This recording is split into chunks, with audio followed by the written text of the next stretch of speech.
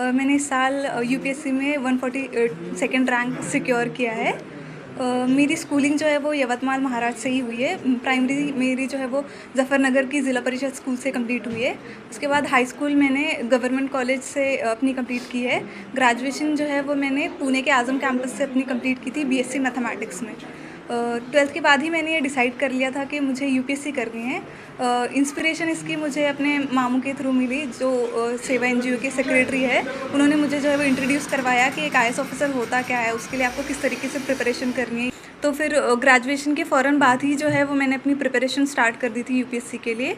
पहले मैंने जो है वो अपना फर्स्ट अटैम्प्ट मुंबई से दिया था, हज हाउस से।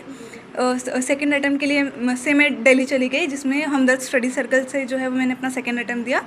और फाइनली जो मेरा ये वाला अटैम्प्ट रहा है, जिसमें मुझे फाइनली सक्सेस मिली है, वो मैंने जामिया मिल्लिया इस्लामिया से दिया है, आरसीए में।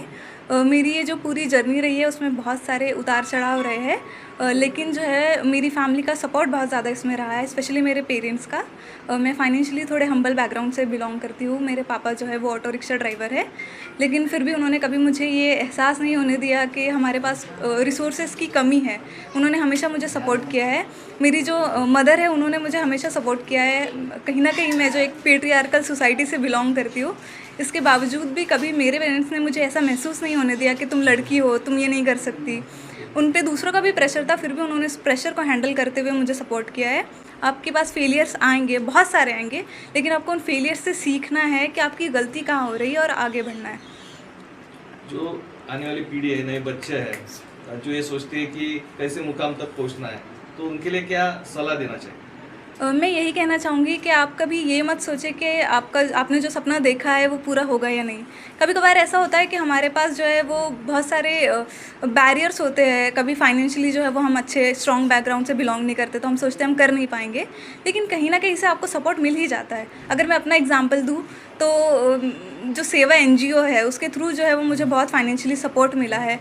इस तरह से मदद जो है वो आती रही है। मेरे पेरेंट्स ने मुझे हमेशा बहुत ज़्यादा सपोर्ट किया है। तो आपको कभी अपने सपने का जो है वो छोड़ नहीं देना चाहिए, उसके लिए हमेशा कोशिश करती रहनी चाहिए।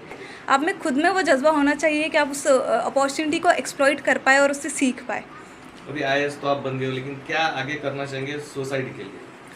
ये तो बस एक फर्स्ट स्टेप है, एक तरह से मीन्स है ये कुछ हासिल करने के लिए, कुछ पाने के लिए।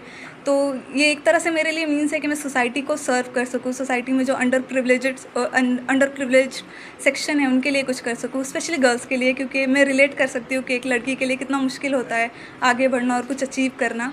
तो मैं कोशिश करूँगी कि मैं एजुकेशन और हेल्थ केयर जो है उस पर ज़्यादा अपना फोकस करूँ और सोसाइटी के लिए कुछ कर